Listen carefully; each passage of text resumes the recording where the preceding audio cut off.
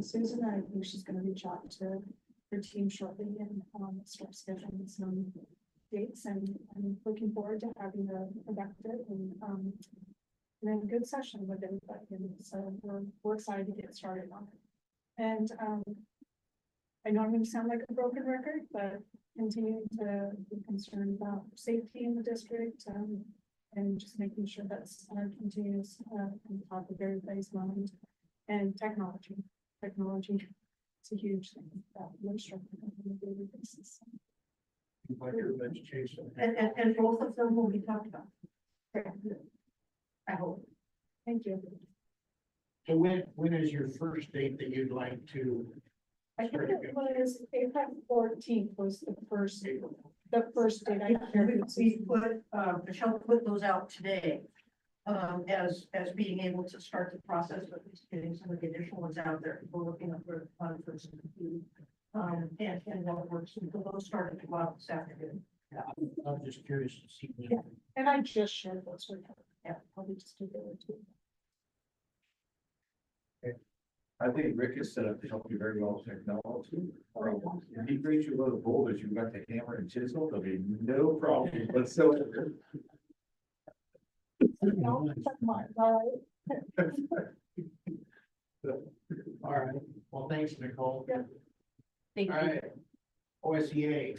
I got something from Amber Fresh, who's one of the co-chairs of the SEA. They're trying to share the wealth and have show up at the meetings, and they didn't have anybody signed up for tonight. They said we would like to apologize for not being able to attend, and would like to thank Susan for reading our statement. We're excited to share that with monies from our PEP fund, 2 of our classified staff were able to attend a training in Eugene. We are always supportive and grateful for extra training for our classified staff. As a personal part of the classified staff here in the Florida School District, we'd like to say thank you for all who make classified appreciation.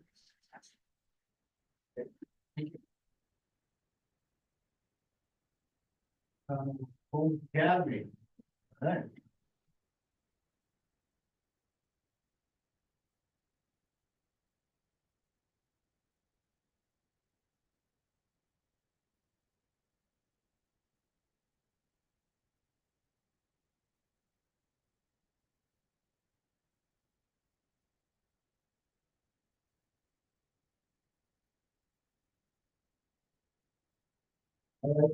Thank you for having me this evening. I've been looking forward to talking to you about all the great things that are happening at the academy this semester, specifically because I was planning on delivering this presentation last month, but also talk about some current things that are happening. So I kind of want to give you an idea of who we're supporting and how we're supporting them. And so enrollment at the academy is continually increasing, with a much larger number of students taking advantage of our support in person, something we've really been pushing for this year. We saw a number of students are struggling working from home, so we really are looking into next year, providing opportunities to get more students in the building. We're starting to look at spacing, because the academy, we're pretty much using every single corner of it right now to support the students that we have. In terms of students, we're currently supporting, or we have supported over the first semester, 144 students. 89 of those students are enrolled at the academy. This represents about 62% of all students attending the academy, and is 6 more than first semester of last year.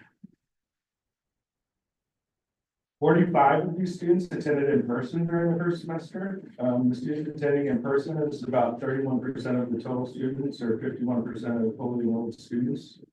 We only had up to 25 students attending in person all of last year, not all at one time, and those students were attending Monday through Thursdays in the mornings only.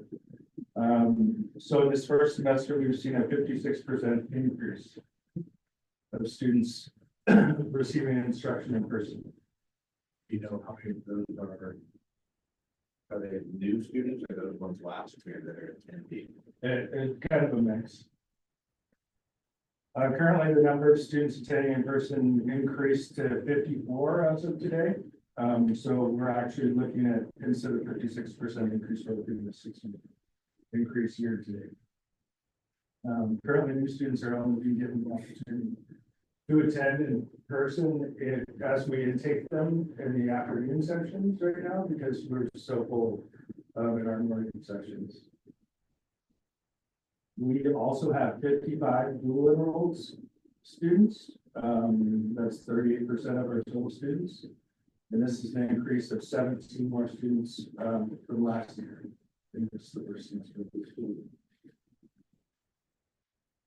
And then we have 7 students working on GEDs.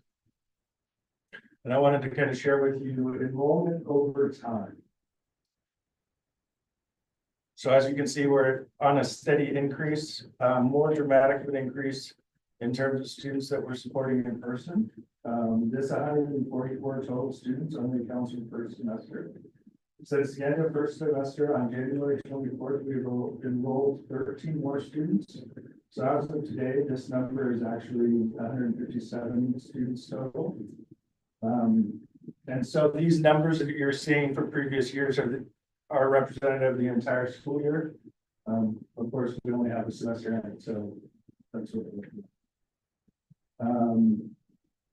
Many of our students really need that support in person, so we'll make that a priority to engage those students. And then for the students that we're helping that are accessing online, we'll make it a point of trying to really reach out and provide that remote support, but also providing time that they can come in and receive some one-on-one tutoring. So that's really good. Demographics. Our team feels fortunate to support such a wonderfully diverse group of students and personalities that help to form the academy culture. So it's kind of interesting, 6% more females attended than any other student last semester, and 92% of our student body are in high school.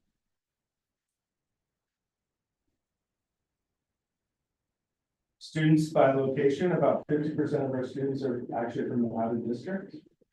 And then kind of our ethnicity breakdown: 2 American Indian, Alaska Native, 17 Hispanic, 9 2 or more races, and 84 whites.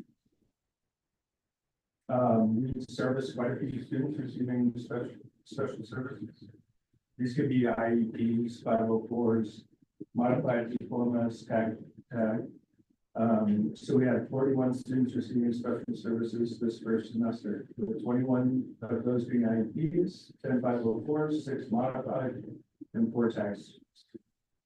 So we have quite a number of students that are needing additional services for us. The culture of the academy is something our team takes pride in cultivating. We have students from all different walks of life, carrying with them a wide range of experiences that make our culture unique and special to the academy experience. We continually look to find ways to create new experiences together with the different groups we support. So we've been doing a lot of vision work. We haven't really, when I came in, we didn't really have a clearly defined vision that we were basing the work that was really happening on. So we really started the first part of this year building that vision statement and aligning our program with that vision. Some of the work that's followed up on that is really establishing what does that actually look like in the classroom. So we're kind of going piece by piece to our vision statement and identifying what are the goals. What does that look like in the physical space? What does that sound like? What does that look like for our students online, which is a lot more challenging to kind of see what that, how that actually plays out. So we're really spending a lot of time digging in and investigating that and defining it. So what this vision means to us is our team is dedicated to providing a welcoming environment for all, emphasizing safety, support, and inclusion. The staff is appreciative of the diverse group we serve and the unique qualities that our students possess. We view this as a strength and work to celebrate students' individuality. Because of the size of our population, we have a much easier time really connecting well with each of our students. So that's pretty awesome to introduction. Our team makes efforts to design learning around individual interests and passions. This has been kind of the ongoing work in terms of, yes, we're using an online program, but how do we enhance those opportunities for our students? And make it, so as much as we can, what I've done in an alternative program is many of the students who struggle because they don't necessarily see themselves outside of high school. And so we're really trying to make a connection between what they're learning right now and how that plays into what they're really interested in doing beyond high school. We work to inspire students to be active and engaged members of society and their community. Our team is teaching students to set a positive example for those around them. We want students to know that leadership can present itself in a variety of ways. So we work to equip them with the skills and mindset that they need in order to be able to do that and provide those leadership opportunities moving forward. Overall, our mission is about creating an environment where students grow academically and personally, as well as receive the support to live positively and positively contribute to the community around them. So what are we doing exactly to ensure that this vision can be actualized? We're fostering an inclusive and safe environment. We utilize student surveys to identify needs in different areas, SEL, academics, culture, all of those things. Focus regular professional development around cultural competence, trauma-informed practices, inclusive teaching practices, mental health supports, and things along those lines. We enforce and communicate strong policies against bullying, discrimination, and exclusion. And then have a system of support that students feeling defensive, avoiding students feeling unsafe and marginalized. We actively involve students in decision making in school activities. We have weekly meetings. We're constantly asking our students how we can better support them and what they need. We empower students to share their opinions, which helps to create a connected and valued community. We have quite a diverse group of students in one room and in a very tight room. And so it's been interesting kind of having some conversations and for people that have very different beliefs and coming together and sharing those opinions and doing it in a civil, peaceful way. We foster inclusive and safe environments by utilizing students create a supportive community. We organize events, discussions, and projects to bring students together to share experiences, and learn about each other and their cultures and celebrate individual differences. We've been able to add programming like New Science for career exploration. Thank you, Susan.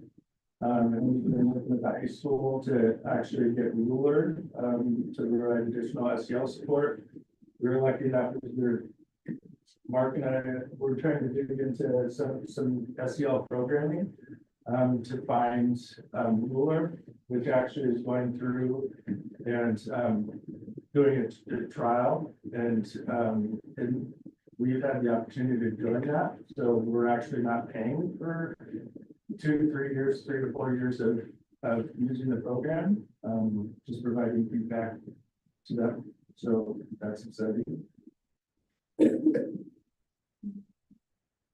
We've also included ClassWise this year next to the district, so that provides us an opportunity to interface with students remotely, so we can actually see their screens and work through the work with them. So that's made it a lot easier. Any way that we can kind of make it more accessible to support via online is really important. We work to provide experimental learning and problem solving, integrate project-based learning, field trips, and exposure to career pathways into the curriculum and outside of the classroom, so that students have the opportunity to apply what they learned to real life situations. We take advantage of going to career fairs, looking at manufacturing tech. Many of our students really want to get their hands dirty, so providing them opportunities for exposure in those areas.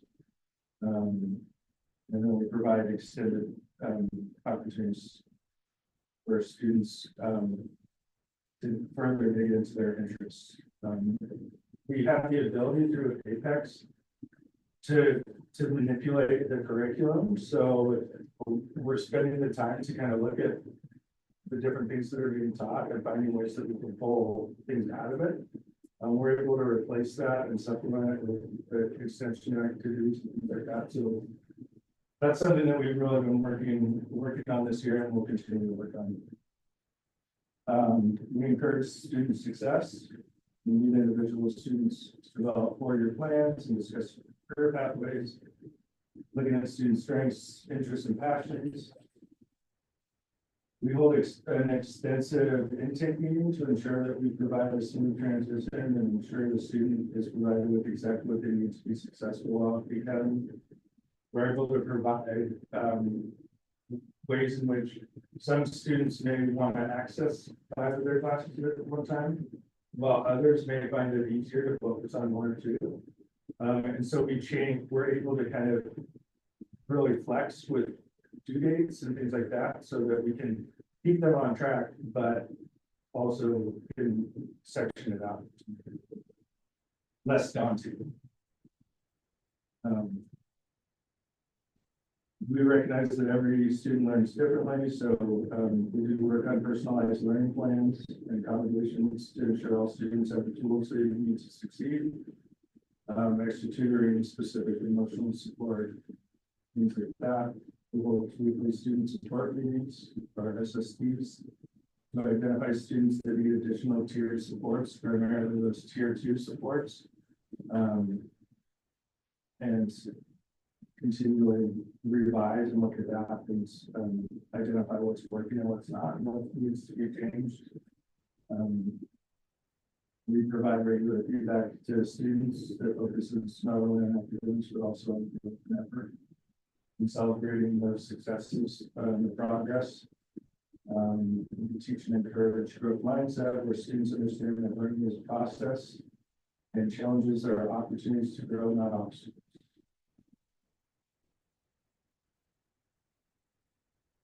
We're also working to cultivate future leaders, incorporate lessons and discussion on ethics, social justice, and community involvement into the curriculum, helping students understand the impact that they can have as responsible contributing citizens. We really work to build a partnership with families. That's why part of our intake and working on different issues is always pulling families in, so we can work together as a team to ensure that students are being successful. In terms of attendance, we've dedicated a huge amount of time as a team on attendance so far this year. Because, I mean, ultimately, if the students not attendance, we can't help. So that's really important to us. We have a variety of ways we support our students throughout our program. These are different attendance types, in case you don't know. We service students in person. We service them in home and in person in a hybrid style. We have the dually enrolled students that are working with the high school, but also working with the academy and classwork. And then we have students that are only working from home, and then we have students that are accessing LBCC for beyond the long classes. That's are we working to improve student attendance? We created new policy and procedures to improve student attendance. We make an individualized call or text home anytime students not in attendance. So that individual communication is really important to us, and continuing to build that relationship with our families. We send out attendance letters to students having irregular attendance. We meet with students and families to create mediation agreements for those students that are struggling to get to school, trying to identify what those barriers are, and really looking at making plans in order to ensure that they're improving. We send out regular newsletters emphasizing the importance of regular attendance. We created a pre-approval absence form for parents and guardians to fill out so that when they are going to be gone, the teacher is better prepared to support that student prior to them missing school. And we also have some incentives. We have a monthly attendance drawing for students who either have missed one day or no days throughout the month. This starts out over every month, so it's not like, you lose the first month and then you're out. And then just taking a look kind of at our attendance for the first semester. Our attendance last year for first semester was 78.5%. Attendance, I've spent a lot of time working on attendance and moving numbers is up with attendance. So I'm proud to say, we've actually seen a 6.5% increase in attendance for this semester. Academics. Our team continues to strive to create the best academic experience possible for our students, and we work daily to improve that experience. One of the focuses we have worked hard on this year is to find creative ways to offer enhancements and extension activities to provide opportunities for students to learn in a variety of different ways that may not be computer-based. Often we'll substitute, and I kind of talked about this earlier, we'll substitute online assignments for hands-on project-based opportunities for students to demonstrate their knowledge.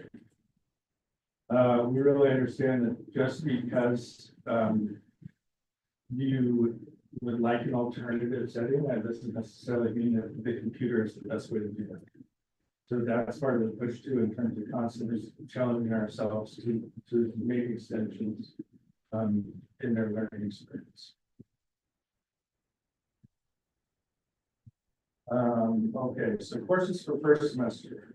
We support all of these courses with just 3 certified teachers, 1 IA, 1 counselor, an office manager who does just about everything in the office, and 1 administrator. So as you can see here, the first semester we had 85 different APEX courses.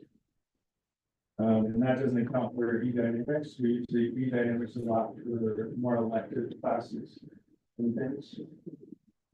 And out of those 85 classes, we average about 6 students per class, per course. So far, second semester, we have students attending 124 courses. And we would love to offer as many course opportunities as possible, but we're actually looking to pare down so that we're able to provide more of those extension opportunities in those classes, although many of the cores are much harder to pare down. So it's kind of a hurdle we're trying to overcome.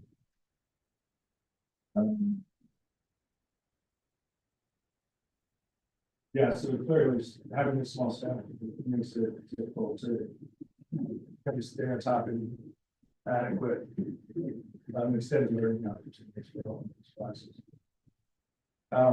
Average academic mark for the first semester this year is 79%, so we're pretty good spot there.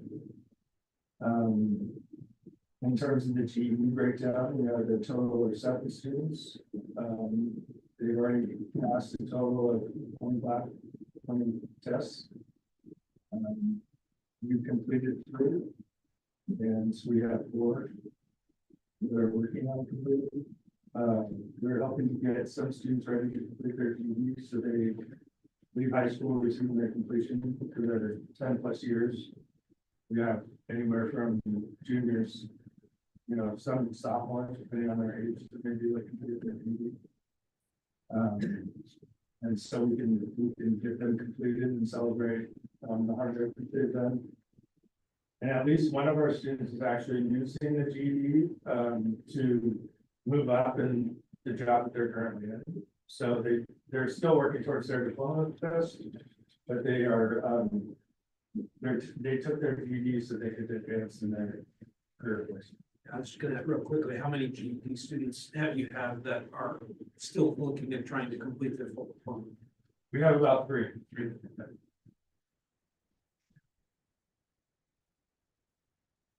And then just kind of a summary. These are a few quotes from our folks. I know it's really small and hard to read.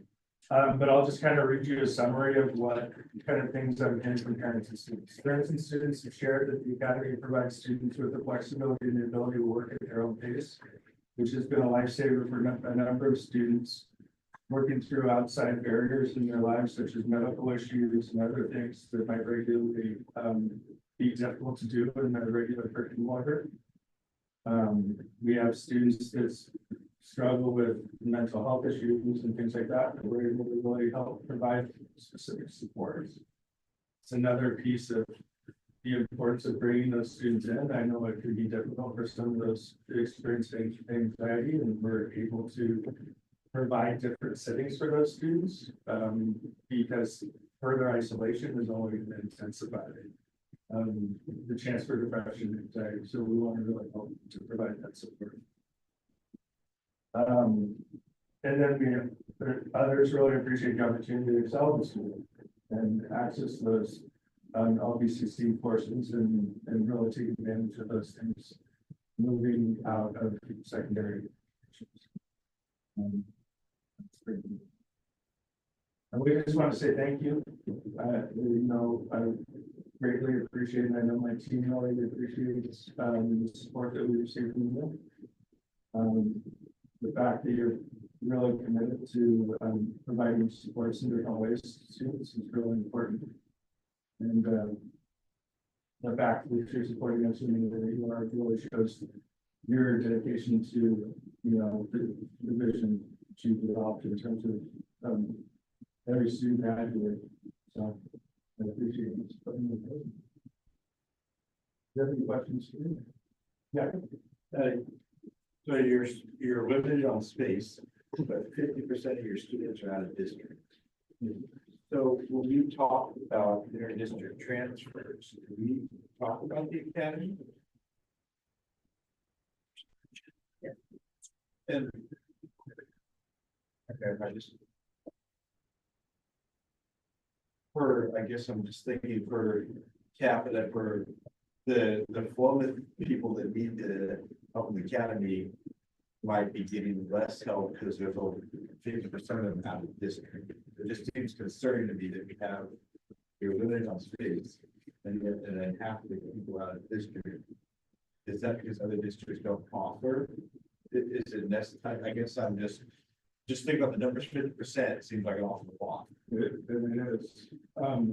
Yeah, I mean, I think that we're a special program. I think that oftentimes we'll have students that go back to their own communities and we'll talk about the program to the people around them. And so we end up getting kind of referrals from, families, friends of families. But yeah, I mean, it's definitely impacting, our side. And I think we worked a lot with the districts, and I think the district's really open to looking at additional states and ways that we can help to support students. Are a lot of the inter-district transfer students online students? I'm imagining I would want to drive my kid up from Newport. Newport was one of those. Sure, I mean, some of the farther away communities definitely are taking more advantage of the online component, although we're trying to work with families to get them to them. We're also really looking at, as we're bringing students that have had previous issues with attendance, we're like saying, we need to make that connection with you and to establish that connection with school, with peer groups. So it's a big emphasis for us. Then I have a question. It seems like the electives number was really big, but I was wondering, list off some of the, are they different elective options that we have?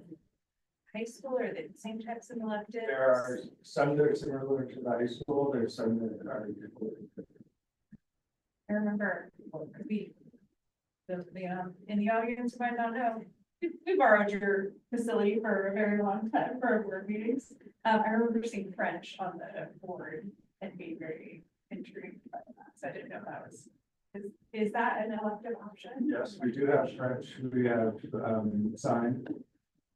We have a lot of, we kind of work with individual students on where their interests are, just so we can get them connected to those things. We didn't have a further, outlook in terms of, high school, that they wanted to go. I think exposure is so important at this age. To get them really excited about the future. As you were talking, I was writing down a lot of the words that felt like they carried a lot of weight with you personally. I could tell they were resonating with you. And I just wanted to share personally, I really appreciated that there seems to be so much of future focus and vision setting and goal planning and working with the students to do that. Because like you said, there's students who never picture themselves beyond the school setting of high school. And there's so much power in that, especially when you're talking about students who have a mental issue or anxiety, to give them a goal and then actually working toward is really important. So I just want to commend you for that. And also you mentioned career exploration. People on this board who have some cool jobs who might be interested in volunteering and coming and talking to students about different things. It's one of the things I love. When I talk about it, everybody's probably so sick of me saying, I love middle school career day and all those different things. Yeah. So, I mean, I personally would love to come do that. Ryan, you want to volunteer yourself as well? I'm volunteering and come go talk to the kids about I would love that. options like that. Yeah. I had an experience pretty early in my career where I was teaching a career in class. And we spent like an entire semester studying this particular job, you know, kind of the old mindset of like, what do you want to be when you grow up? And I realized that question's incredibly fun at this point in my career. But at the end of that, we took all the students after they'd done presentations and everything else to the community college to get more exposure to what those jobs are. I have one of my students who was convinced she wanted to be a physical therapist. She went to the university. And she came back, and at the end of the day, she kind of pulled me to the side as we were down to the bus. And she was like, Mr. G, like, I don't like to touch I did not touch people that much. And I got a huge smile on my face, and she was kind of upset. And I was like, it's just as important right now that we identify, I mean, how much time and money to go into. $100%. Yeah, so. That's funny. My mom went all the way through dental hygiene school until it was like the practicals, and then she had to touch someone with teeth, and she dropped out. She's like, she couldn't deal with it. I'm guessing she had probably a pretty rough case, but still, that's, yeah, save people their time and money. I just really appreciate everything you're doing at the academy. It's an important program to have for our students. So, one thing that really, I'm sorry, go ahead. Oh, I was just gonna say, I just really important, you know, I really appreciate the opportunity to help lead this incredible team. It's been a really great experience, and this is a great history. One thing that really resonated with me was that you have weekly meetings with the students to find out what they need from you about, you know, I think that's really awesome. We've started to, just because of our clientele and how much individual need they have, they're starting to do stand-up meetings every afternoon to kind of just spend the time. I don't think we always spend enough time reflecting and making sure that we're not missing anything, and we have those short conversations about individual supports and changes that we can make the next day that better support the particulars. I think sometimes students don't know what they need from you, probably, Absolutely. but the fact that you're giving them an opportunity to explore that, I think it's great.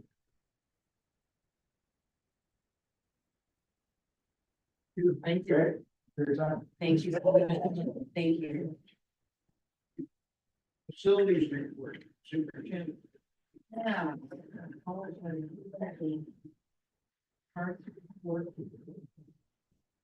But I wanted to be able to begin some conversation about now 5 years ago. And so what I wanted to share, and this I will send to you because it didn't end up in the package, is really that we're looking right now, and by the way, Joey will be here next month to be able to talk to facilities from the person. But what we've been conversing about and grappling with is the notion of here we are in spring 2025. And we can look to look at a construction bond again in the spring of 2023. So it's how do we make decisions that help us now, do not hinder us into the future, but we're really thinking comprehensively. So I mean, the notion of looking to a construction bond in 5 years is like tomorrow. And so those are the conversations we have to have. So for instance, if there's a particular facility that we know or believe we want to do work with, we don't want to put lots of ongoing updates across the next 5 years into that facility It's gonna be. if something's gonna happen. So we've had the conversations about that. The other pieces that really kind of brings it to, or has brought it to our immediate attention is the notion of the Fulton Academy with day class. And I can walk in there in the morning and you saw some of the pictures, kids just huddled all over the place. So they're kind of getting to a place where the capacity of a single classroom for their middle and high school students is reaching a max point. And so that's a need right now. I know that the question has been raised about what happens if, like, the state enrollment goes down and we end up with room in another school to be able to do some shuffling. What might that look like? And so it's really about playing the game of how do we look across multiple years. So we're looking at the what is now to make decisions, knowing that our targets are really about serving the needs of all students, providing positive learning spaces, and being good stewards of our resources. Those are really the essentials. We know when we get to a place of looking at a construction bond, do we consider a new facility or do we consider a remodel of a school or multiples? Because a couple of things that we will look at is with the capacity or the bond capacity that we would be looking at that point and the cost of the materials, we may not be able to afford a school. It would be too much of an ask for our community, for the community to be able to say, yes, we can support this financially. And so we really have to think that direction. And Christopher, you had mentioned it earlier about how do we, pool our thoughts and plans to be able to see if we can maximize in some ways. But that has started us out where even 5 years ago, we could have said, well, we'd like to build a new school, kind of like we did the high school when it happened. We don't know if we're going to be able to hold it. And so it's how do we work the dance of needs that we have right now and hopes into the future. And so would we want in that 2030 an opportunity to look at a new or remodeled school or schools? CPS, this school has always had in its plans another wing on the building. Does that become a reality? What are some of the overall school updates or facility updates we need? We know from years of history that Columbus Community Pool is tenuous, I guess would be the word. But we also know that decommissioning the pool is not cheap if we get to a place of doing that. So it's not a place that we want to look at. What are the others, if there are any? And the notion of being able to make sure that what we're talking about is meeting the needs. So I put that out to be able to say a couple of things that we're looking at right now. We have talked about and brought forward, we have funds from the sale of the Kings Valley facility that we have held on to for the purposes of property or facility. And we want to make sure we're being thoughtful and prudent in what we do with that money. And we don't want to say, well, we'll spend it all now and not have anything when we get to a place to supplement the bonding experience. We have funds in our maintenance reserve, and there have been and may continue to be some state grants for additional funding for folks that pass on. And so if we had something like that, that could help also. So what we look at in the long term is what would be the bonding capacity and the amount our community would support. And we also have to look at what is the impact of time and the timing for renewal of our local option. So it's how do we look for what's possible, what we need, and that's gonna be part of the strategic planning we're working on. But also right now, we're taking a look at, if we want to maintain instructional spaces to meet the needs. And at the Philomath Academy, we've got a consistently full classroom. And we don't have ability to split apart those student groups.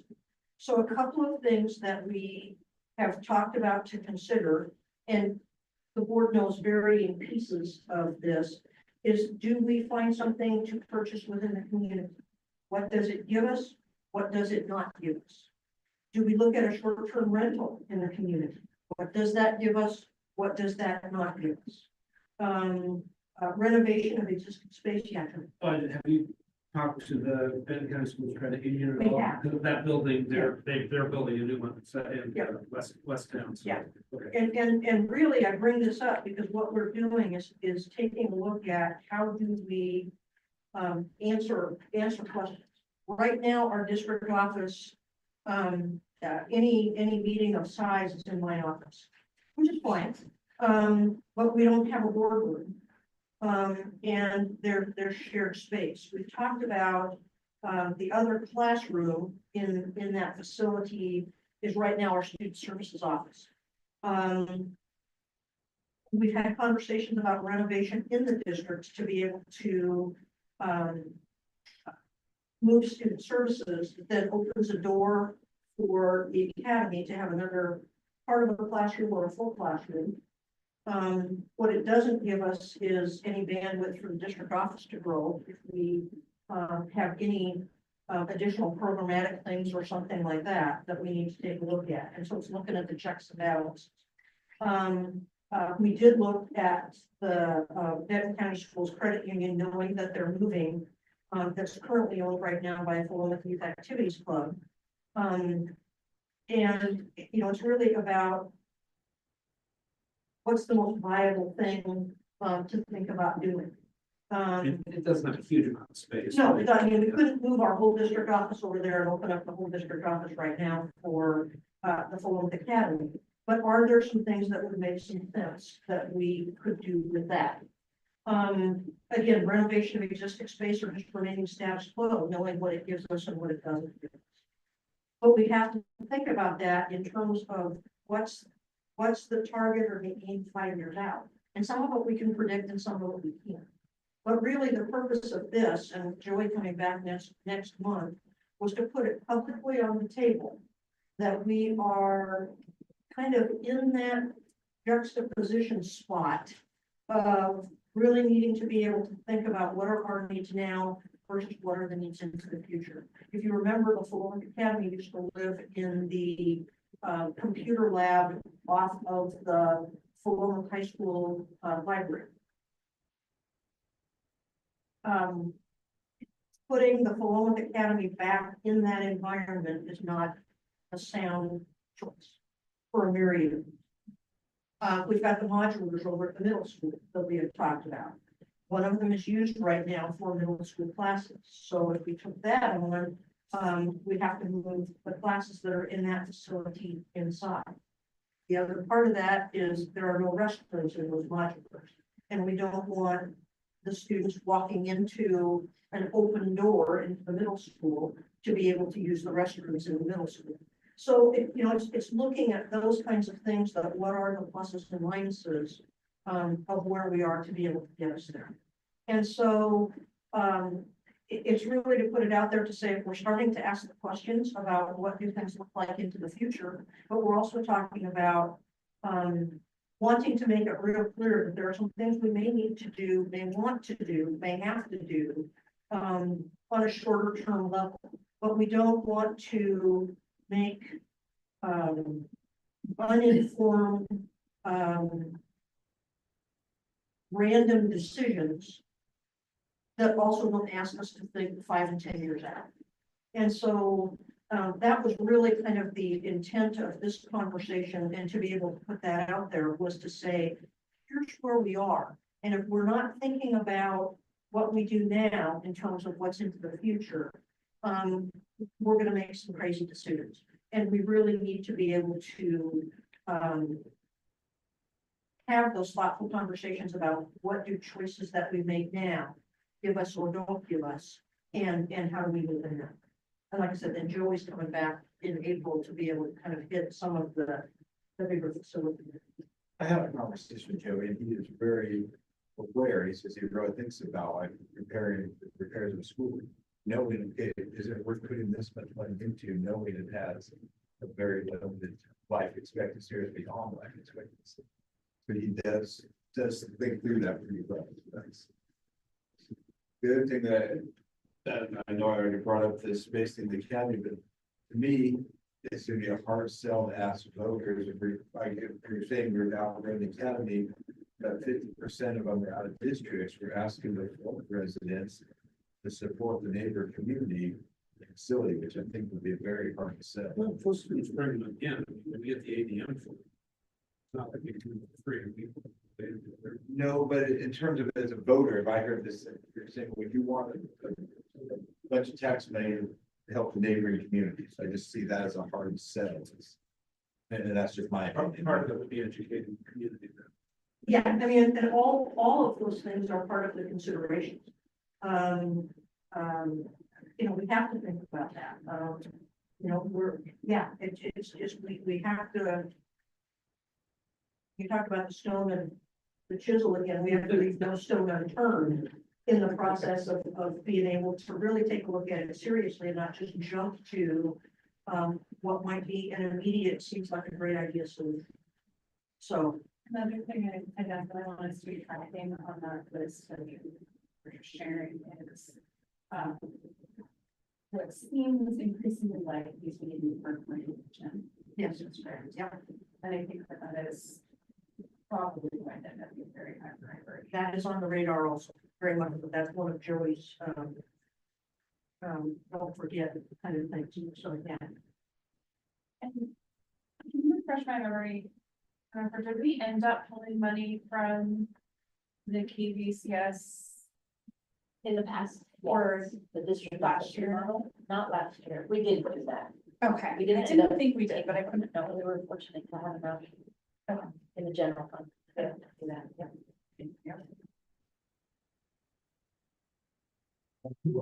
Ryan was talking about educating the community on this.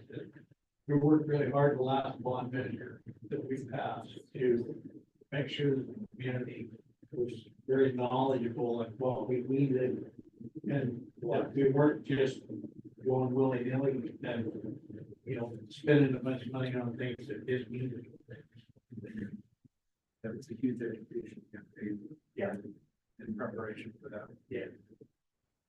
And I I think what Ryan says as far as asking our city, our district to support our district is. It's all.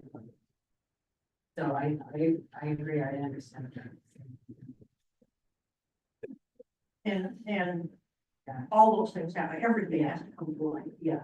Just how on to that, and this might be, I might, but, when our ADMW is calculated, isn't part of that like graduation rates and isn't that one of the considerations? Graduation rate is not, but it, dates of attendance or average daily membership, their time in the district.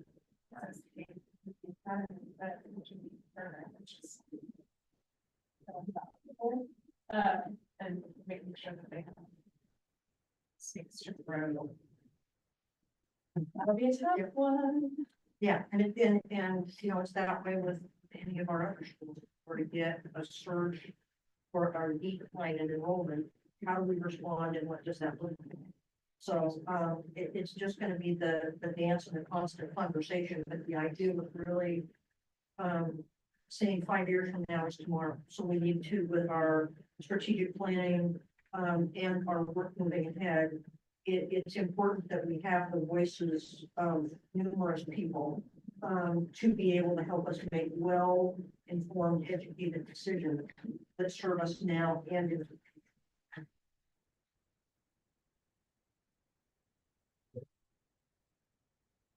Superintendent's report.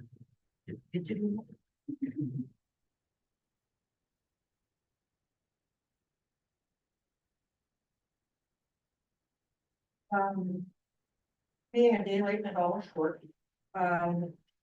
Last week was classified school employees week, and I think it took me till Wednesday till I finally, said, wait a minute, it's what? And so really wanted to give a shout out.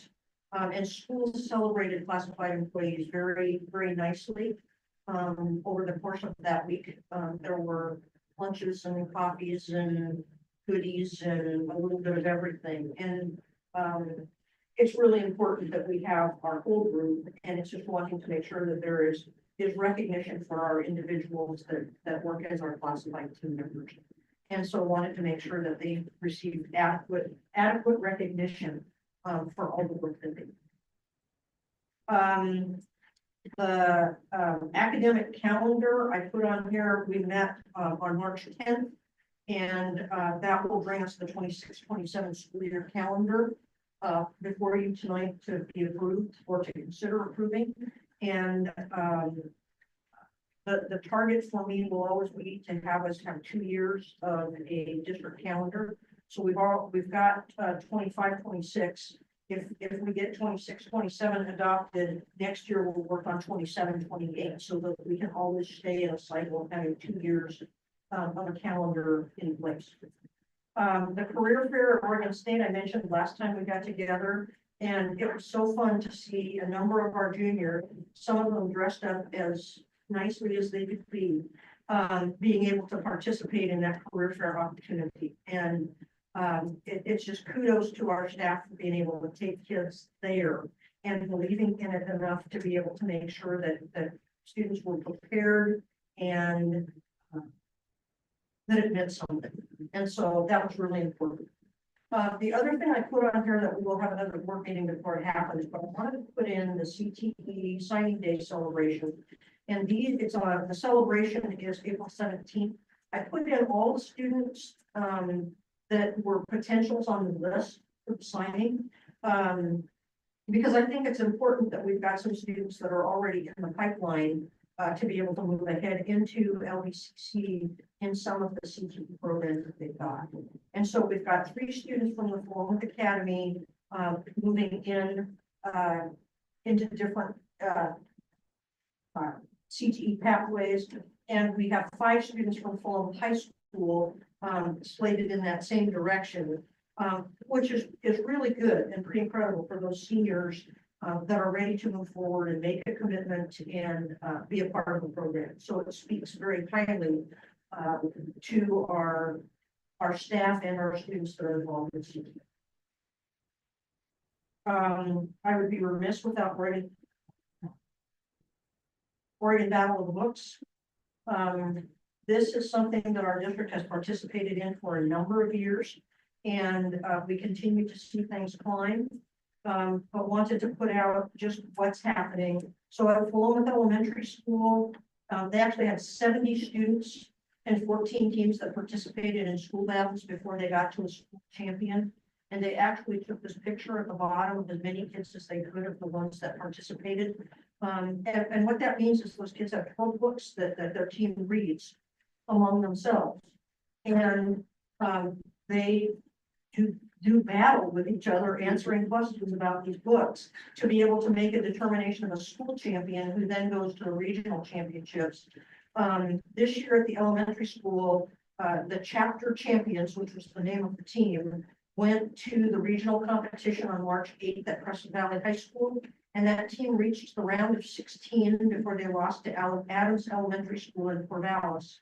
And at the school level, to become the champions, this all 3rd grade team beat out an all 5th grade team, which was kind of depressing to the 5th graders to be able to get there. And that the group at the elementary school is primarily led by Molly Bell, with help from instructional assistants and parents because they've got a lot of teams. For middle school, I don't have a number. Megan Benbow, who runs the program at the middle school, said, I'll email you tomorrow. And I said, the board meeting's tonight. Can you just tell me who your regional teams were? And I'll write them down while I'm here at the middle school. So bless her heart, she gave that to me. And they also participated on March 8th in the regionals. The team was 5th place at the end of play, didn't make it into the bracket rounds. but not a bad showing in any way, shape, or form. And most of those students in that group of the Brave Books are sixth graders. So there's some room for growth. And then at Philomath High School, Keegan Clipsville runs that group. They have yet to do their regional competition. And most of those students are juniors and seniors now. And many of them have been doing this for a while. And their competition is actually March 22nd at Corvallis High School for their regional competition, and we'll see how well they do. But it's just a nice opportunity when we're focused on literacy development for students, that we've got students that are hungry to be readers and thinkers in that way. And then Philomath Elementary School, being thankful that the Siletz Tribal Charitable Contribution Fund provided them with a $960 grant to purchase book sets for next year to be able to check out 2 students, which is what, with the number of students who participate at the elementary level, they look for funding every year to be able to do book sets. And it was very nice to receive that funding from Siletz's Charitable Contribution Fund to be able to do this. Summer learning. We'll get more information about that later. We're going to do, the state has yet to decide if there will be support in the budget for specific summer learning. We will have a high school credit recovery, which we've done for the past, I don't know how many years. That'll be the last 2 weeks in June. We'll have extended school year, which we need to have for students who qualify for that service through special education. And that will be in August of 2025, my bad. And then we will also be out of our early literacy funds doing the Lit Camp, which is a 4-week program in the summer in August for our incoming kinder through 3rd grade students. So there will be more information about those, but we want to let folks know that those are they're happening, whether we do anything else or not. Yeah. No, please. I did read that those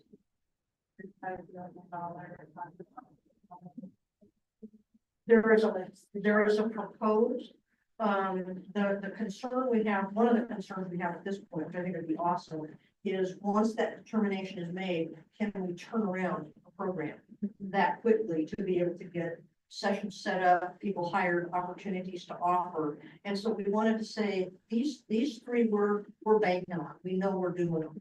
And if the Legislative Assembly gives us money to be able to look at that, then we'll start looking probably at starting on what can we do quickly and efficiently, because we've done it before in terms of summer learning, and then look to expand into the future. That's the hope. That's the hope. And so we'll see what happens in there. Technology updates. So just wanted to let you know kind of where we are in a couple of things. So we've had new telephones installed across the district, and they're set up and functional and doing their job, which is great. The updates to our magnetic key card system will begin implementation March 31st. And so I figured April was close enough. And that will replace our key card access, and it will add a couple of other entry points for safety that we're looking at. It's just been a time killer to get the materials that have been on that. So that's happening. The other thing that we've gotten to, thanks to our technology reserves, and what is Jennifer, help me, the technology of the capital technology funds, thank you. That we are looking to get staff Chromebooks to replace our obsolete laptops. And so we will have staff size Chromebooks that have touch feature, machines for all licensed staff in place to start the 25-26 school year. We're going to buy half of them out of this year's budget, half of them out of next year's budget, with an order in July, so that we can make sure we have those things out. So we know the teachers need functional technology. We've got funding through Measure 98, which is our high school success fund, and our student investment account funds to be able to continue the rotation cycle, the replacement cycle for student loans. so that we don't get caught having to buy 1,500 or whatever it is in a year. That we're constantly doing updates in that cycle. The other thing we're looking at is new line interactive technology displays. So when we've been at the high school for meetings, we've stolen Nicole's clear touch panel. This is a different rendition of something similar to that. And we are looking at that about obsolete and failing technology. The conversations we just had earlier this week are looking at how many of those can we purchase. So when we talk about the staff Chromebooks and being able to replace those in readiness for the start of the school year, might we be closer than we think we are to be able to get those in every operational classroom to start the school year? And originally it was kind of like, are we all gonna have to fight over 10? But the look really says that we think we can do, and we're in the process right now, a larger look at being able to implement some of those displays that will help folks into the future. So we're looking hard to be able to make sure that especially our staff have technology that works for them in being able to implement and do things for students. And so the new line displays and a conversation about how many and how much really started in earnest this week. And so more to come, but I am encouraged by what I'm looking at in terms of that capital fund and what we've got there, that we may not be able to replace all, but we're going to get, I think, more than I ever would have anticipated to be able to get us into next year. So we've got principals who are working with staff to be able to see who are those that would say, replace mine right now if you get one in. Who are those that would say, don't you dare touch my technology until summertime, because I need to get through the year. And who are those people that need the interactivity of a display over and above, I really need a TV screen because I want to project images and that's all I'm going to do. And so how do we make sure that things can get in the right places? So that's where we are on that. I put in a couple of pieces here of public education at the national level, just with things that I've heard recently. And just a reminder that the executive orders don't create new laws or change existing ones or provide legally binding rules for schools. Without action from Congress or the courts, many of the executive orders cannot directly change legal requirements, and schools do not need to immediately alter policies or practice. As we know, there are people now from the U.S. Department of Education who have been locked out of their office. And so even though the executive order talks about taking steps to close to the maximum extent possible, and it's not got congressional approval, the letting go of or locking folks out of their offices kind of starts that ball rolling. And so the stance of the Superintendent's Association at the federal level is that most of our big kids, Title I and special education funding, both existed prior to the creation of the U.S. Department of Education. And dismantling the department is not the same as defunding these programs. And so there's a stance from your national superintendents that are saying, here's where we're coming from and what we want. At a state level, there's also the statement that came from the Oregon Department of Education today that said ODE is committed to supporting all students and is actively reviewing new federal executive orders and guidance. While federal changes are being monitored, no ODE administered programs have been affected at this time. ODE's funding primarily comes from state tax dollars, with federal funds largely allocated to school districts. ODE provides resources and guidance to ensure safe and inclusive environments for all students. So these looks have become part of my daily routine, as they have for a number of people, to be able to monitor its impacts. And what we're doing is taking a deep breath before we do anything. And remembering that our job is about serving any student that comes through our doors. Our job is to serve students and teach them academics, life, um, being in themselves and ready to move forward. And that's what we've got to keep as the goal in mind, for where we're moving. We know that if there are federal fund cuts, that, they may impact the decisions about our state budget. So, and it may not be solely education. So if there are federal reductions that impact, for instance, health and human services, if Oregon has to make up some of that, they may look at Oregon's budget and do some shuffle that may take some money out of the education pot to be able to support health and human services. We know that, we're watching that. Jennifer's in meetings all the time, as well, that we continue to look at what that could mean for us and where we move forward.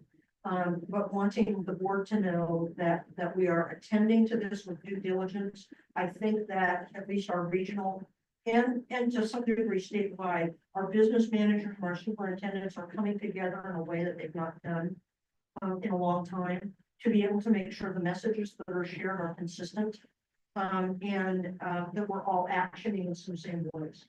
And so I'll continue to put that out there so that there are no surprises and no, hidden what we see.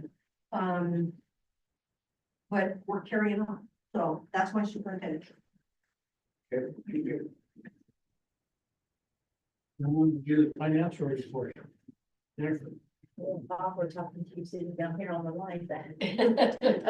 Thank you for approving the audit. I just want to reiterate what Cory said about our team in the office. They just do a great job making sure everything is done well and fiscally responsible and holding everybody accountable for finances in the district. It's great. And it's nice to have her say the same. Yeah, it's great. And thank you all for coming to the budget session last week. You already heard me talk for an hour, so I won't have anything else to say tonight unless you have any questions. Everything else is in the board reports. Running those meetings. There's a lot of information to get out in a short amount of time and trying to make it relevant and understandable. Not once it. But it's out there on the YouTube chat. You can watch it. Yes.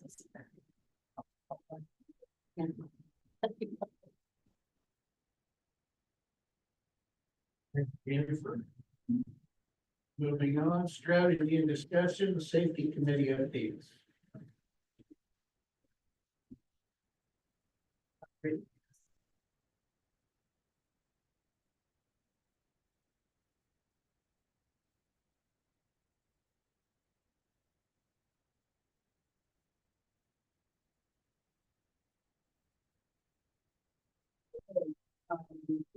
We had talked about 2 safety committees, and I put out some information this week to be able to take a look at representation on the committee.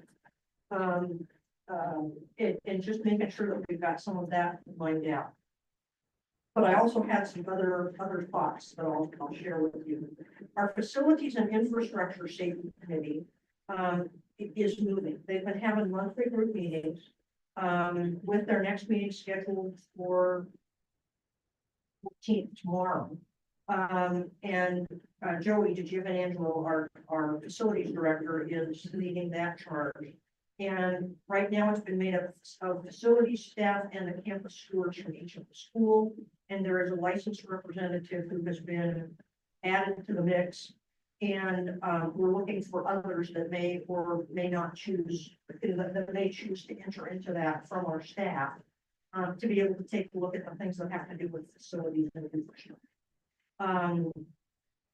We've also included, or Joey has included, at this point, Rick and Brian, just to be able to keep on top of as the board members what's happening and to gather the input in them. The other side of it gets a little bit more all-encompassing, shall we say. So it's really about individual and or system threats. And the more I thought about that as we get the committee together, because the couple of things we talked about are reviewing and updating protocols for safety emergencies and reviewing response to student staff injury resulting from dysregulated student behavior. I could put together a committee, we could meet for the first time, and I know that the first thing that I would probably hear is, wait a minute, I don't want to talk about our evacuation plans. I want to talk about what happens if a student spits on it. Or somebody's going to say, I'm not here to talk about what happens if a student elopes or runs from school. I want to talk about how do I make sure my students are safe if there is a threat in our school. So the last thing I want to do is set up a committee that has differing opinions of what its purpose is.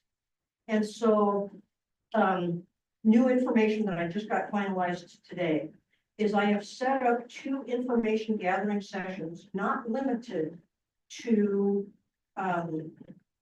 committee members, open to anybody. The first one at 7 o'clock in the morning, next Thursday at Falmouth High School. Same date at 3:15 in the afternoon at the elementary school for anyone who wishes to attend. It will be very structured, very focused, to be able to take a look at what are those priorities so that we can begin to narrow down what the work is. Or if we find that there are 2 or 3 very high-end issues, thoughts, do we need to have subcommittees or some kind of way of being able to do things to address more?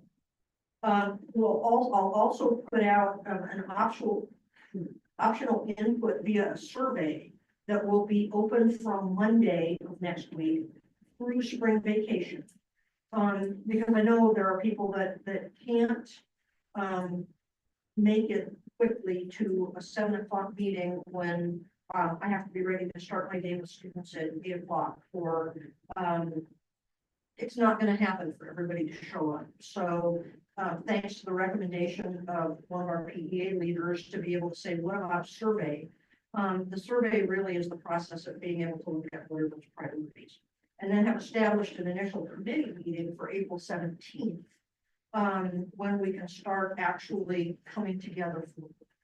And so, like I said, this was just established and came to fruition today, to be able to make sure we had all the pieces. So this will be out to staff, hopefully tomorrow, if not tomorrow, on Monday, because the survey will be a part of it, that people will have the opportunity to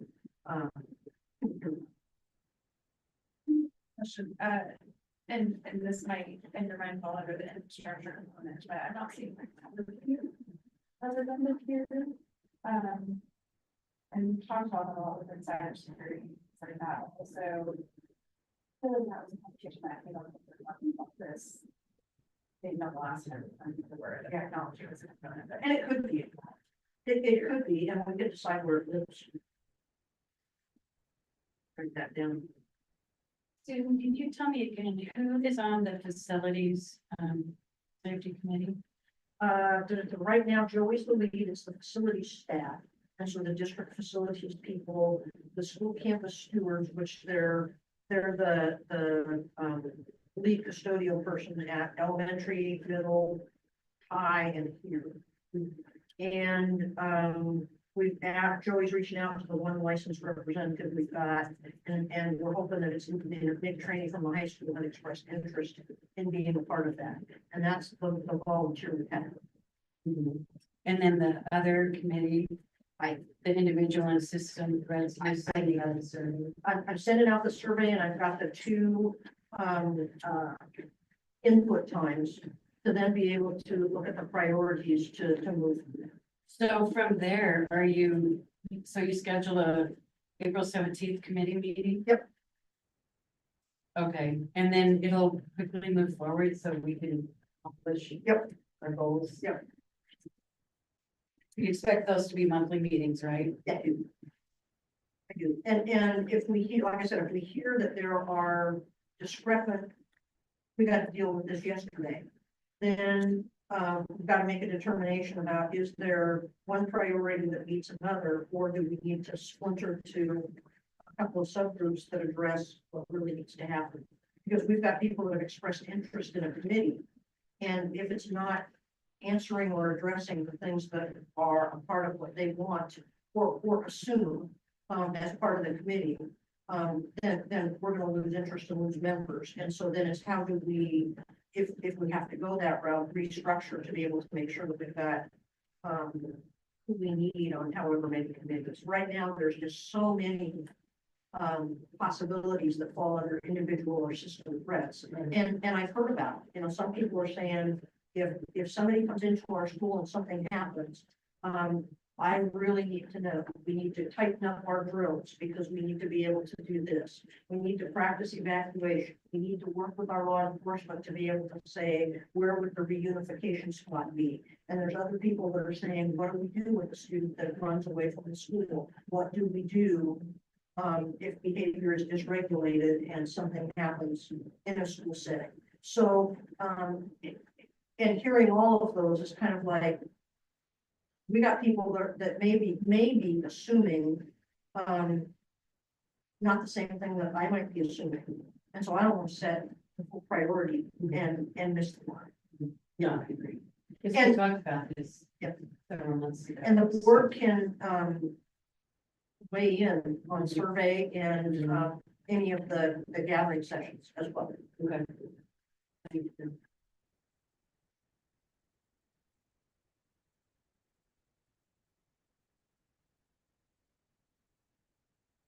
We're being with King Valley Church. April 28th was the day that, from folks that I heard from, of the 2 days that Kings Valley off.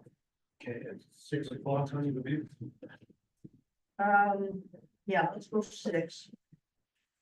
And that would be, the joint board meeting, their report that they do annually about, Kings Valley's performance and the opportunity to see their sheets. So that would be the purpose of that evening. But then also, their financial audit reviews. Yes, that's a part of their report. Half the kids. Yep. Yeah, can you make it? You might just take a stroll through it. More fun to drive, sure. Yeah. Okay, it's softball field naming. I brought this forward because we need to make some determination about how we move forward here.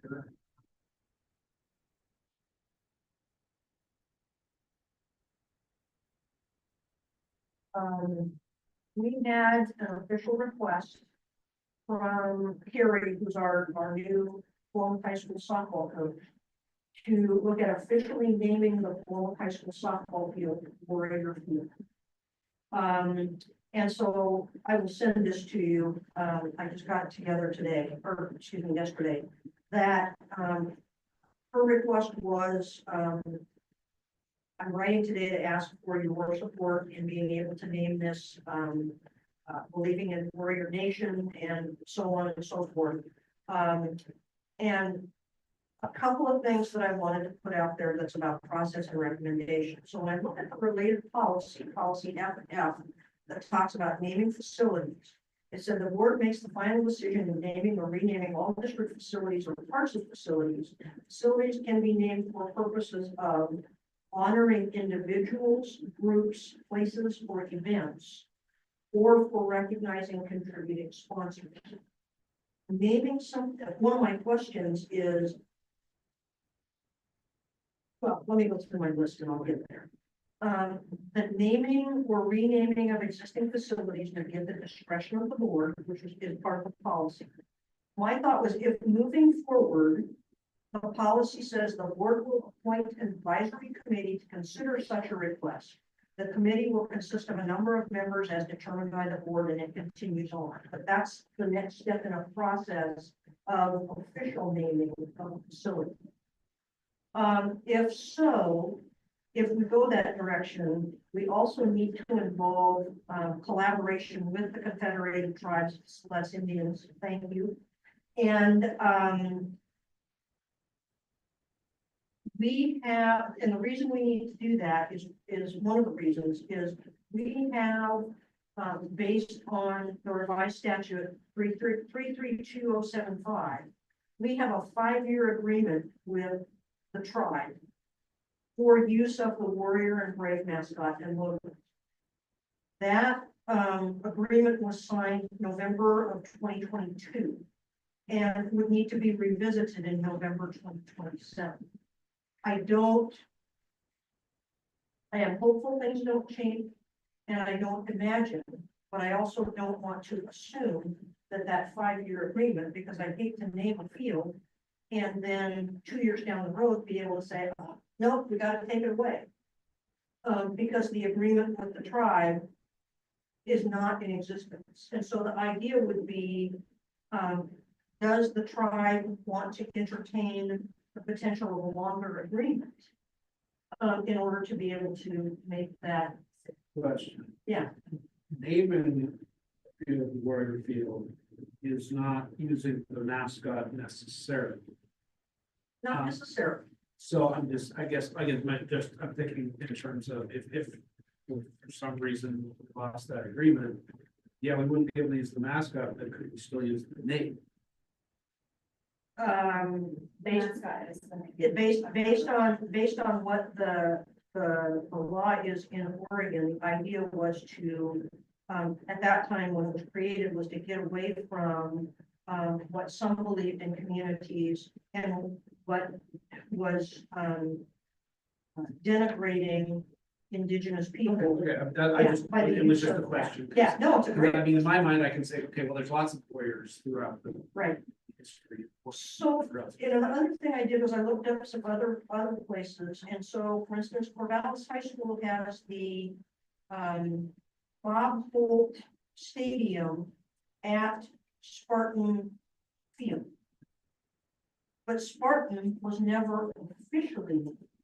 The Bob Holt was officially named because it had to do with a person honoring individuals, groups, places, events. Spartan, it's kind of like, do we need to do the formal process, or can we name it Warrior Field in an informal process? That's where I'm stuck, is we can either establish the committee to be able to work through that process.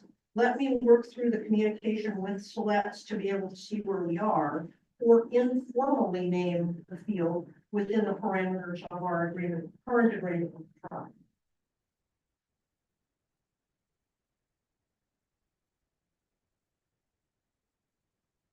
You okay with informed implemented?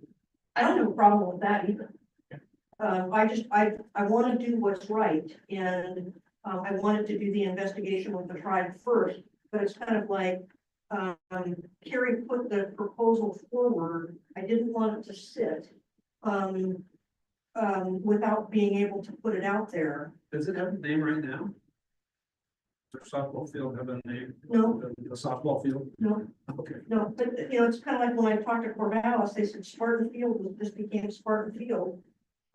As a matter of course, and you could call it anything you wanted. I still want to connect with the tribe to be able to make sure that there is understanding and knowledge and good positive relationship in that. One of my things was, does naming for the mascot fit the formal policy? So, I mean, that's where I'm going back and forth, but I gotta bring it forward because Gary asked, and we need to be able to follow through with whatever that process is.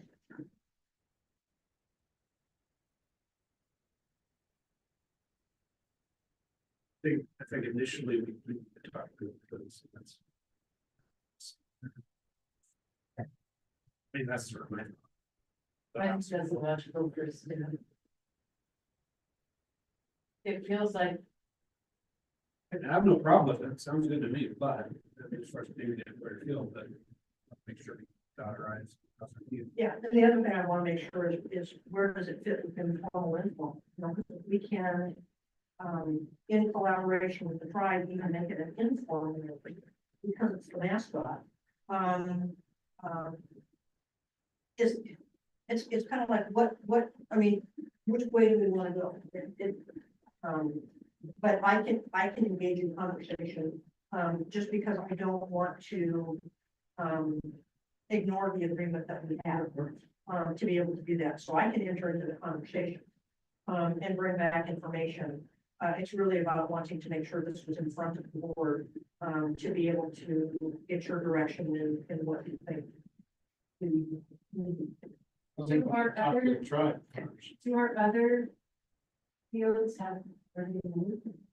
We have some Clemens Field, for football, but that was about, a donor and a community member. We've got Clemens Pool, we've got, Baseball field is big. that Terry Stevenson.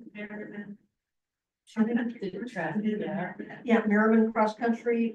Jennifer, what is the McGarry Fieldhouse, is the other one, for baseball and softball. And so there, You got Stan's building. Yeah. First Street. and so all those are kind of connected to people. So would it be more fitting for us to acknowledge in person?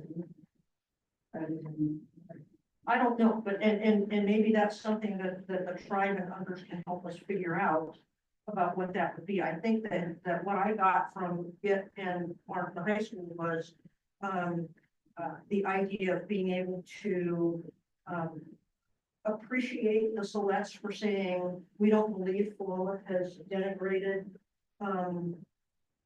the tribe with using the warrior. And we support its use. And so want to be able to maintain that, and that was kind of her charge of being able to say, that's important, and that doesn't happen all the time. sure. And so, you know, whether it's formal or informal, I just want to make sure we're good. Well, we still have to give a response to the request. Yep. So, Looks like it needs further discussion. yeah, So if it's agreeable with the board, I will respond to Carrie to be able to thank her for.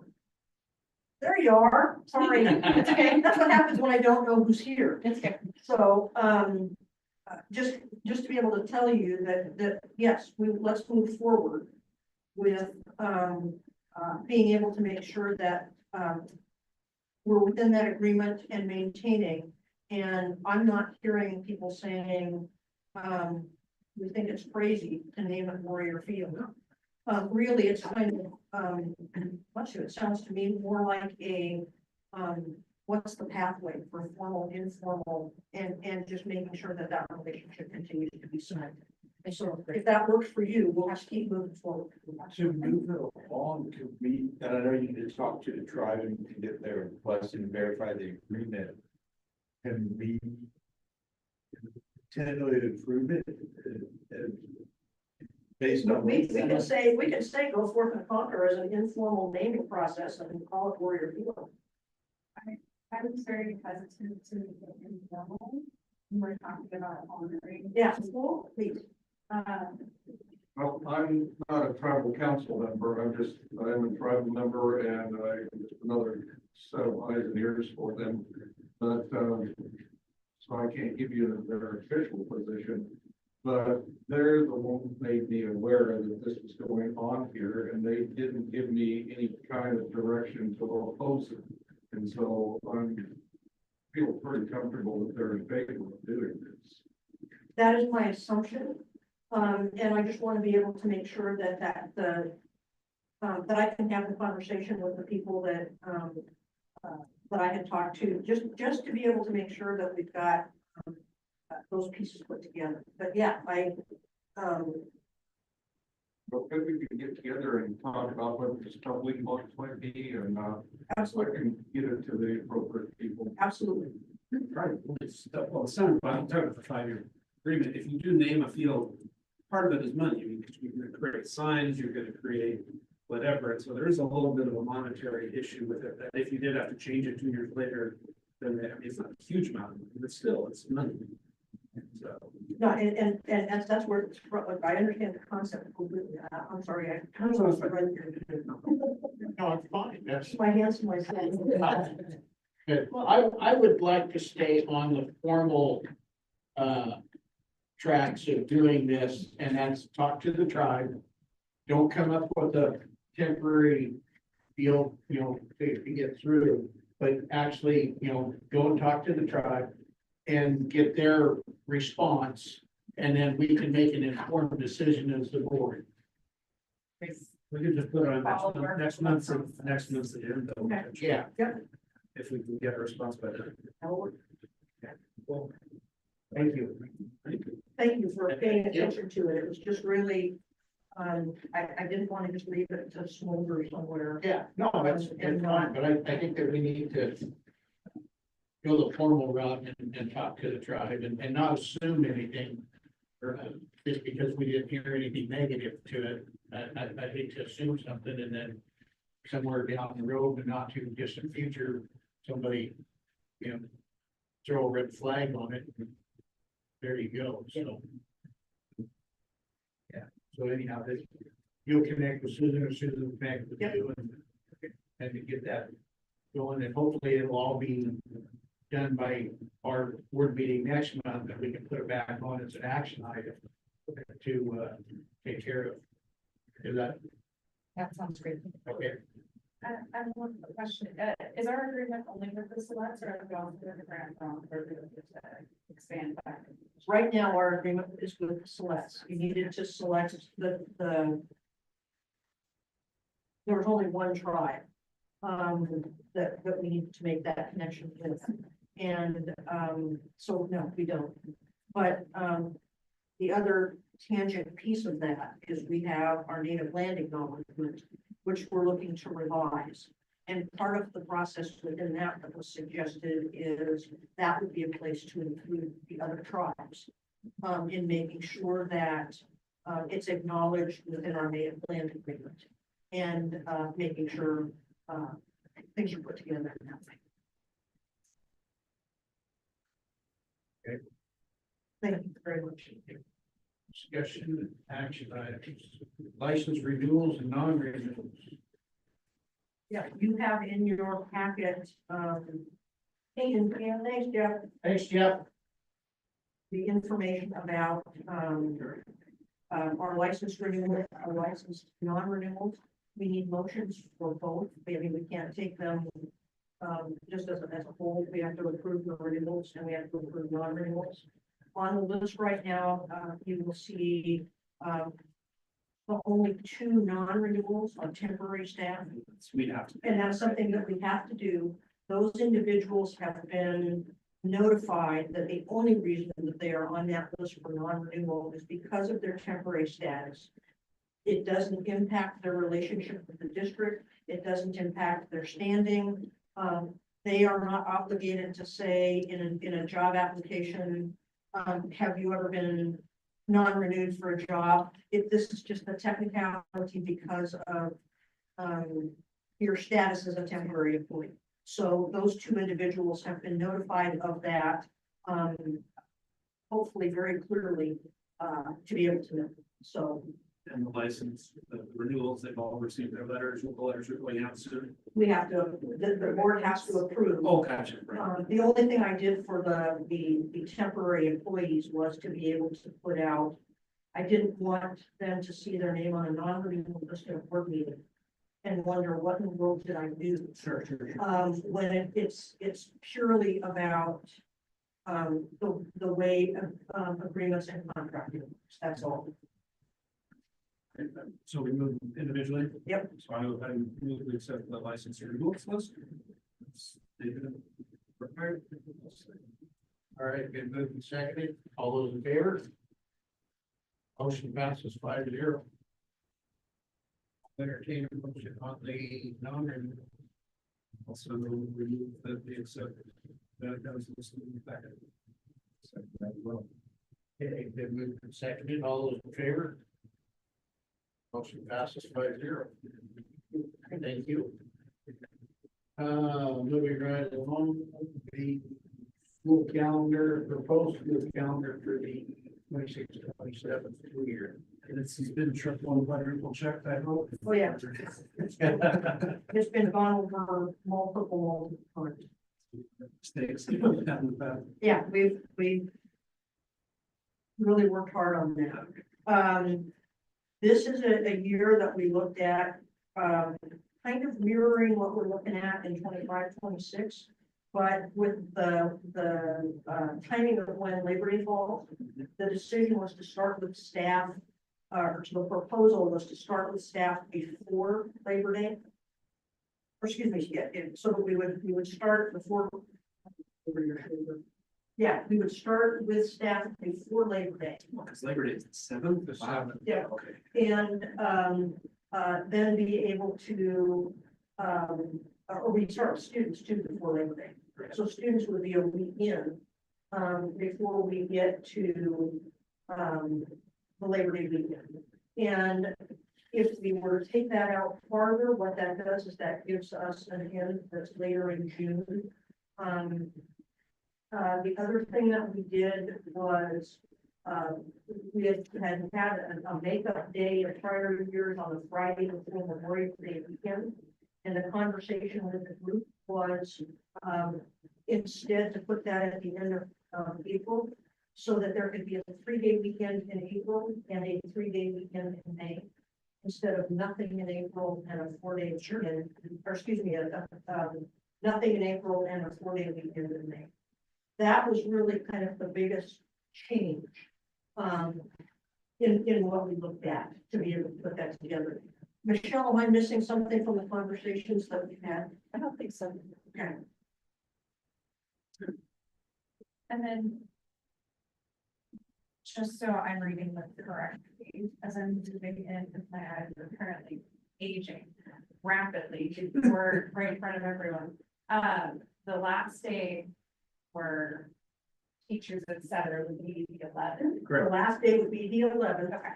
And the makeup days are in the calendar, so that we want to make it really clear that we have more important weather days or needs to be closed.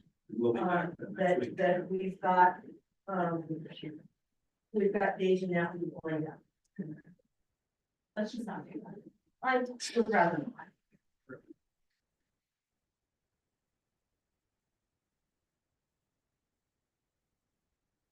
Right here. I move we accept the calendar for 26-27 as proposed. I will second that. Okay, any further discussion? All those in favor?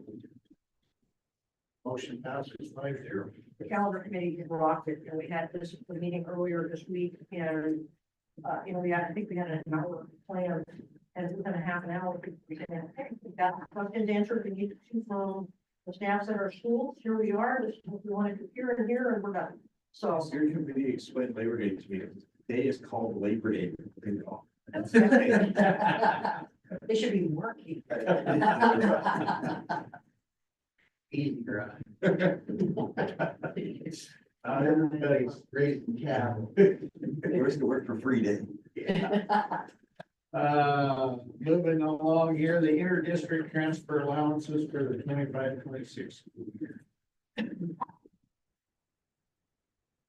Yeah, those have come in from all the principals of the schools to be able to look at our starting place. And we wanted to do that because now is the time, from about spring vacation forward, when we've got, folks who are doing their advanced planning. That if they want to make a move, they want to be able to know, and so we'll start to see, enrollment, that will come to us. And, so we want that, and it's the knowledge that we can alter those at any, formal meeting of the board, formal meeting work session. Those can be adjusted. How many of those slots are filled right now? Current transfers who we anticipate being back next year, do we know? And we have assumed those people into their hours. Okay. So, yeah, so this is. So this is above and beyond those potential. Yeah, yep. Gotcha. And, this year, went back and looked, and there was nobody that was turned away with the caps that we had set. So they were within a reasonable space to be able to take that out. And we're also watching for, what's happening construction wise in the community and what might we anticipate and That's 142 spaces. Yeah. On this. And some of those, Kinder typically fills up quick. But there are other places that have had their same slots open all year. So do we have room at CPS for 30 more students? Do we have room at the Fulham Academy for 14 more? Do we have room at the high school for 55 more? Didn't these recommendations come from the administrators? Yeah. Yes. Okay. Brought forward the recommendation. Are you, for the academy, you're talking about being crammed full, you plan on a bunch of high graduation rate?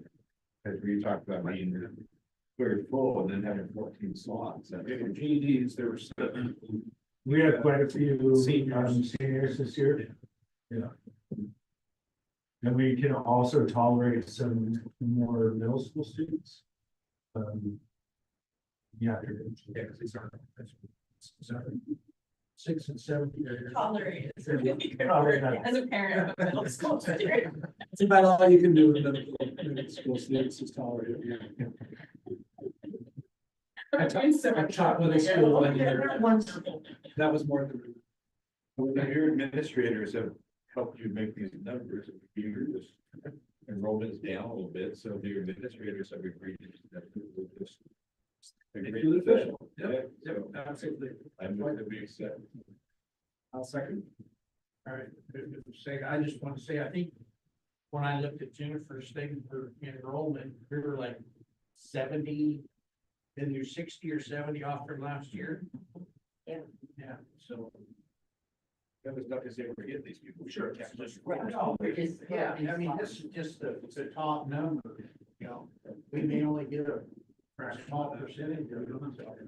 Okay, it's been moved and seconded, all those in favor? Motion passes 5-0. Thank you. And on the meeting closure. Next meeting item agendas. Softball field. Yeah. You mentioned the facility report as well as Your safety safety tool. Yep. And your potentially, should things work out in a timely manner, your performance evaluation and contract. Potentially, either, I'll just put a caveat to that, possibly the one. Those were my- And, student services, Kelsey Reganis will be in the school stuff role next month to be able to talk about COVID and student services. This will come up, I guess, as time goes, but I guess Jennifer's been the person, we've been talking about a commercial kitchen. I'm curious what those numbers look like versus what we're paying your house. Like in terms of, I don't know how.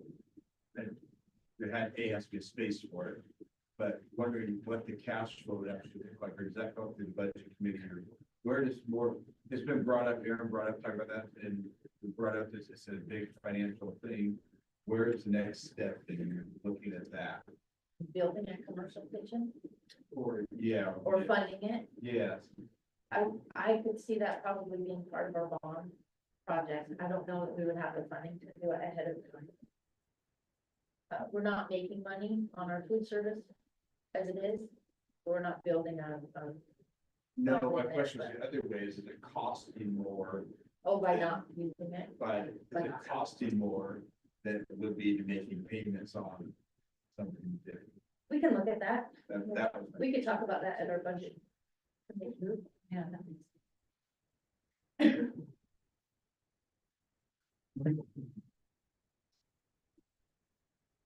Thanks, Nick, for still walking through it recently and the construction. There's around 31.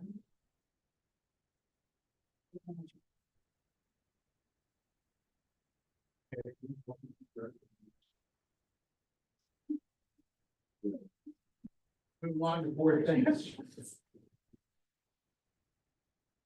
But as always, thank the staff, especially, Jennifer in the office, the front office staff, getting that, and keeping us on our toes and solving financially. And all staff. work.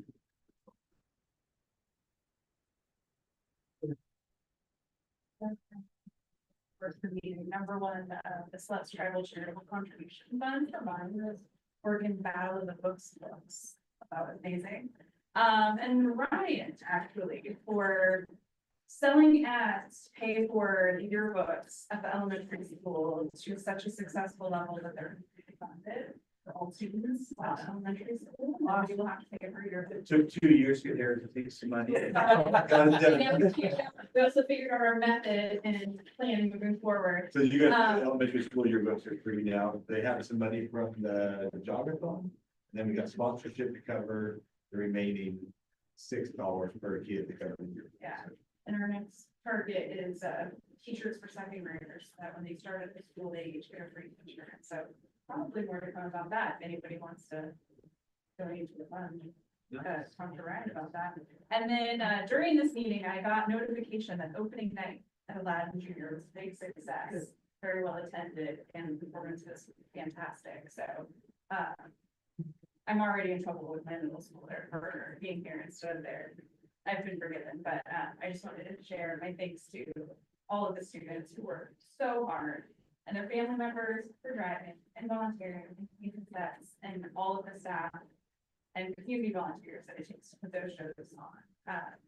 Having been involved in a lot of them, it's really lovely to see make those plays happen and the kids' faces as they come off the stage to welcome them out, because that's pretty tremendous. I think that's a huge thing.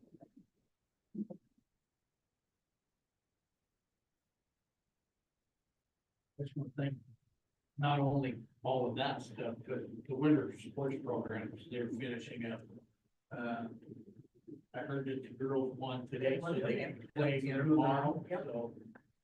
That's a plus. And, like Joe said, I can't say it enough. The entire staff for the whole district that make this district what it is, so. But just gotta thank them all the time. I wouldn't want to be anywhere else. So, hearing no more, is there any board requests? So I don't know if this is the appropriate time to say this, but as someone who has been very closely following the news, I would caution us to perhaps escalate our timeline for purchasing the Chromebooks and other technology items due to impending extreme cost increases for technology that will be happening in the next. And just tariffs and also, some people not wanting to sell things to us anymore. Yes, so. And that's one of the reasons I pushed this week, to be able to say, let's kind of cost some things out, see what we're really looking at, and see what the potential is, to be able to make things happen. I just bought a new computer yesterday.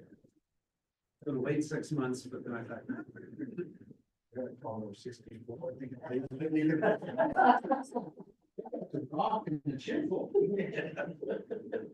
used it for 60. That was back in mine. All right, well, hearing nothing else, we'll call the meeting adjourned. Thank you. Thanks, everybody. Switching over to the PC. I'm